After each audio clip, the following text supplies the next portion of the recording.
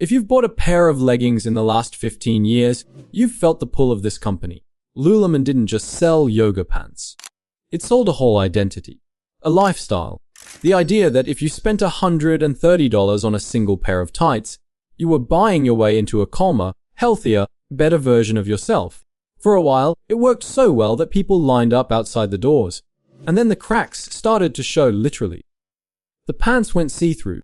The founder went on national television and suggested that maybe the problem wasn't the fabric. It was the size of the women wearing them. And that was just the beginning of a pattern this company can't seem to break, build a devoted following, and then quietly turn on it. This is the story of how a Vancouver company built an empire on self-improvement, and then kept insulting the very believers who made it a giant. To understand the betrayal, you have to understand the spell. Because for a certain kind of customer, Lululemon was never really a clothing brand. It was a membership. Walk into one of their stores in the late 2000s and the whole environment was engineered to make you feel like you'd arrived somewhere. The staff weren't cashiers. They were educators. The walls were covered in a manifesto printed in confident, aspirational fonts telling you to do one thing a day that scares you, to breathe deeply, to sweat once a day. The shopping bags themselves were little pep talks you carried down the street. You didn't buy pants. You bought into a philosophy, and the price tag was the cover charge. And the customer knew exactly what they were buying. They were buying the signal.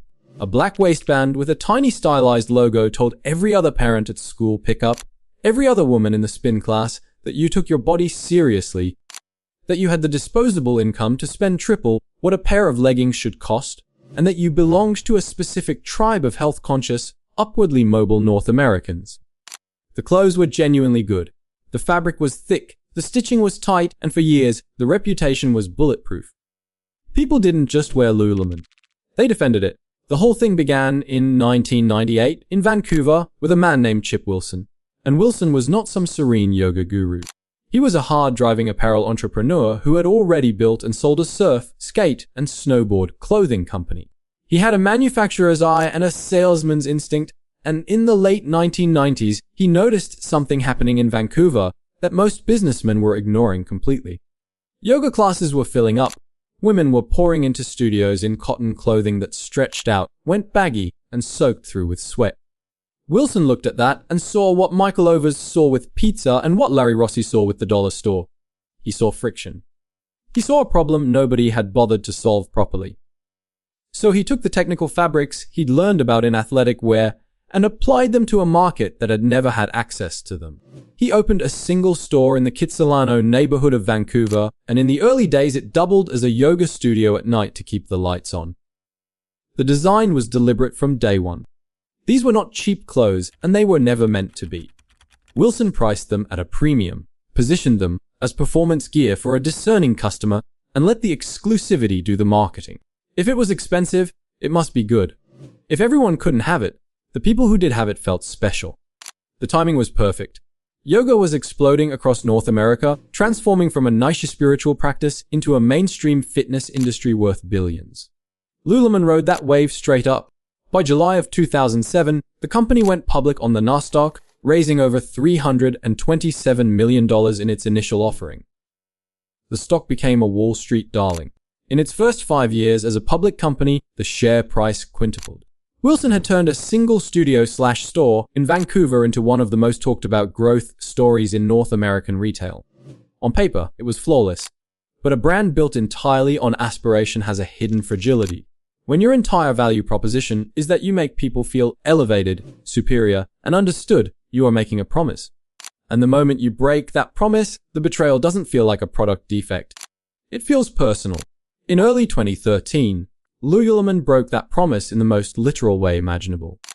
Customers started complaining that a batch of the company's signature black Luon yoga pants were see-through. Not slightly sheer. Transparent in exactly the place you least want your clothing to be transparent, especially when you're bent over in a room full of strangers. The complaints piled up, and Lululemon was forced into a humiliating recall. They pulled roughly 17% of all the women's pants in their stores off the shelves. 17%.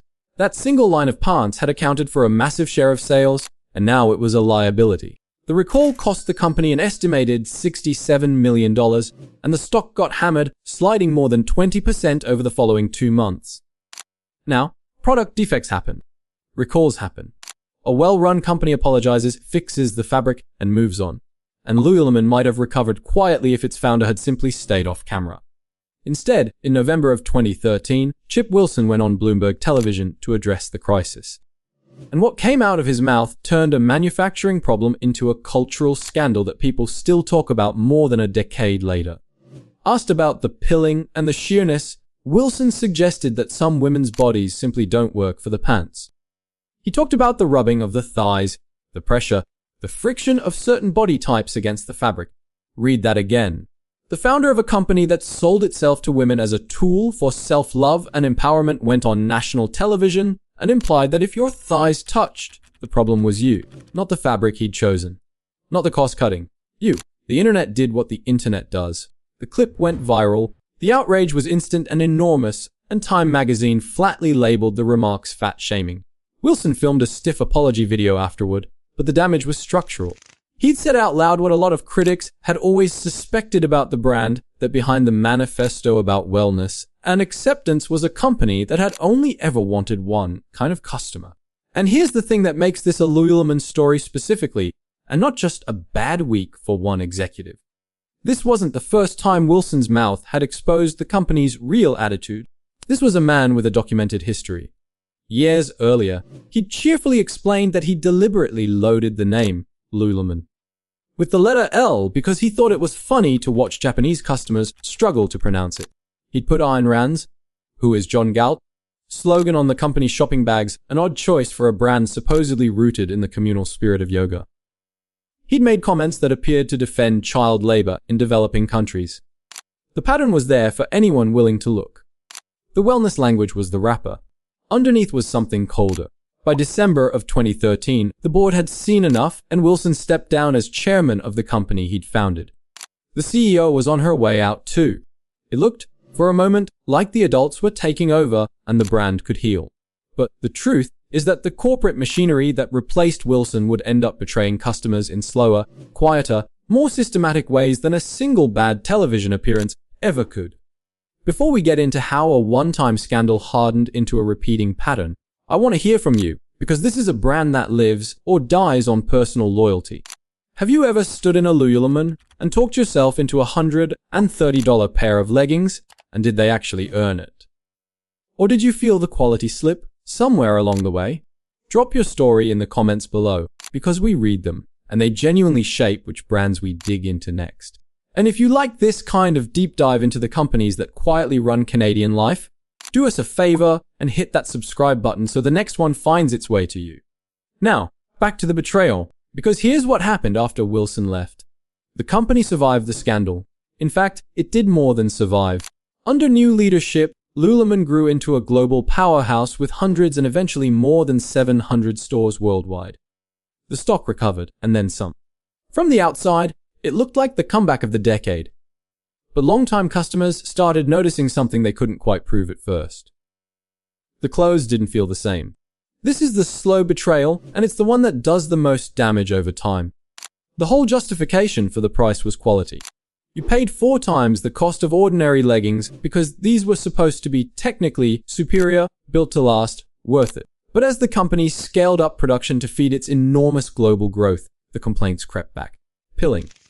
Fabric that thinned out faster than it used to. Seams that gave way. Waistbands that rolled. Across forums and reviews, the same quiet accusation surfaced again, and again the pants aren't what they were. The brand was still charging premium prices, but a growing number of loyal customers felt like they were paying vintage prices for a diluted product. And the prices didn't just hold. They climbed.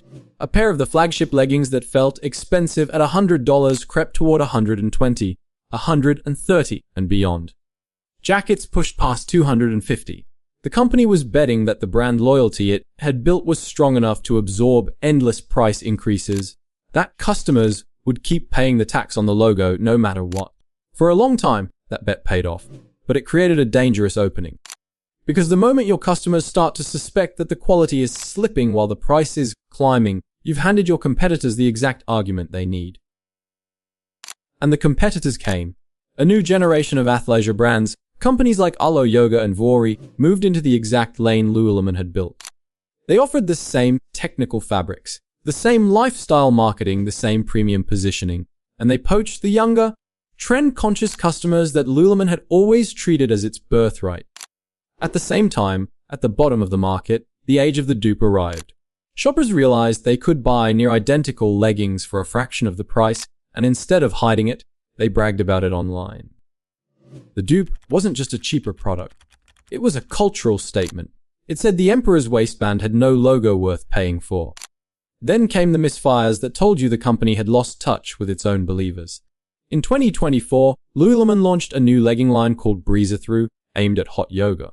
The backlash was swift and brutal. Customers hated the fit, hated how the design made their bodies look, and said so loudly and immediately. The company was forced to pull the product before it had even properly launched. Sit with that. The single most damaging scandal in the brand's history, back in 2013, was about a product that made women feel exposed and self-conscious. And more than a decade later, with all its resources and all its supposed expertise in the female body, the company launched another product that made women feel exactly the same way and had to yank it off the shelves. The pattern wasn't a coincidence anymore. It was the DNA, and the market noticed. This is where the story stops being about vibes and starts being about numbers. Through 2024, Lululemon's stock endured its worst stretch in a decade, at one point falling roughly 50%, the deepest drawdown in 10 years. The core problem was hiding in plain sight in the financial reports. Growth in North America, the home market, the heartland of the brand, had stalled out. And the most telling detail was where it stalled.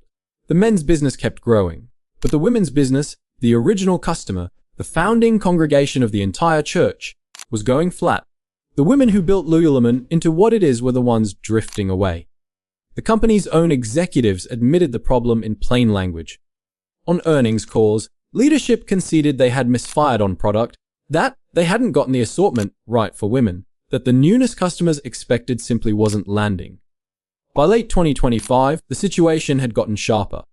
In one quarter, comparable sales in the crucial United States market fell by around 4%. The guidance for the year ahead disappointed Wall Street, and the stock plunged again, at one point dropping around 17% in a single stretch of trading and wiping out billions in value. On top of that, the company was staring down hundreds of millions of dollars in new tariff costs, eating into its profits. The invincible growth story had become a cautionary tale about a brand that took its most loyal customers for granted for 1 year, too many. And in the ultimate irony, the betrayal has now come full circle back to the man who started it, because Chip Wilson never really left. He remained the company's largest individual shareholder, and he spent years publicly criticizing the direction of the brand he built, at one point declaring in an open letter that the company had lost its way. As Lululemon's struggles deepened, Wilson escalated. He launched a proxy battle, an open war for control of the board, pushing his own slate of director nominees and demanding the company change course.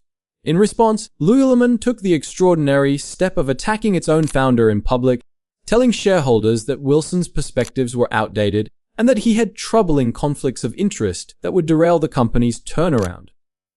And what were those conflicts? Wilson, by his own admission, had been advising the very competitors eating Lululemon's lunch, the same upstart rivals stealing its women's customers. So the founder who once torched the brand's trust on live television is now fighting the company for control while simultaneously helping its enemies. The customers, as always, are caught in the middle, watching the people at the top fight over a brand that was supposed to be about their own peace of mind. So what is the verdict? How does a company built on the promise of a calmer, kinder, healthier you keep turning on the exact people who believe that promise? The answer is that Lululemon was always two things at once, and the tension between them was baked in from the very first store in Kitsilano. On the surface, it sold acceptance, wellness, and self-love. Underneath, it was a hard-nosed apparel business that priced for exclusivity, chased relentless growth, and only ever fully embraced one narrow type of customer. As long as those two things pointed in the same direction, the spell held. But every time the mask slipped, whether it was a founder blaming women's bodies, a quality decline hidden behind a rising price, or a product that made customers feel exposed all over again, the same truth showed through. The brand that told you to love yourself never quite loved you back. It loved your money, and it loved what you represented. And maybe that's the real lesson of lifestyle branding in Canada and everywhere else. When a company sells you an identity instead of a product, it's selling you something it can never actually deliver, because an identity can't be stitched into a waistband. The moment the fabric fails, or the price gets greedy, or an executive says the quiet part out loud, the whole spell collapses, and you're left holding a $130 pair of pants and the uncomfortable feeling that you were never the customer. You were the mark. But what do you think? Was Lululemon ever really about wellness? Or was the manifesto on the wall always just marketing for people who wanted to feel superior in the checkout line? Do you still buy the pants out of loyalty, or have you switched to a dupe and never looked back? And does a brand that keeps betraying its own believers actually deserve to survive, or is its slow decline exactly what it earned? Let us know your thoughts in the comments below. Thank you so much for watching, and stay curious.